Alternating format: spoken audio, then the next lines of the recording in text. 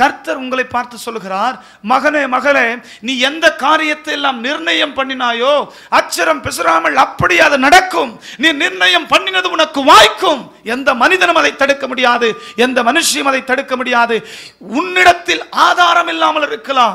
நீ நிர்ணயம் பண்ணின காரியத்தை நிறைவேற்றிக் கொள்கிறதற்கு உங்களிடத்தில் போதுமான பணபலம் இல்லாமல் இருக்கலாம், படைபலம் இல்லாமல் இருக்கலாம், யோசனை இல்லாமல் இருக்கலாம், புத்தி கூர்மை இல்லாமல் இருக்கலாம், உங்களிடத்தில் போதுமான ஆதாரம் இல்லாமல் இருக்கலாம். கர்த்தருடைய நாமத்தை முன்னிட்டு சொல்கிறேன், கர்த்தருடைய வாய் இதை சொல்லுகிறது, மகனே மகளே, நீ எந்த காரியத்தை நிர்ணயம் பண்ணினாயோ அந்த காரியத்தை நிறைவேற்ற உன்னுடைய கரத்தில் நிர்வாகம் இல்லாத பட்சத்தில், உன்னிடத்தில் அதற்கான நிதி இல்லாத பட்சத்தில், உன்னிடத்தில் அதற்கான போதிய பலனும் ஆற்றலும் அறிவும் இல்லாத பட்சத்தில் சோர்ந்து போகாதே.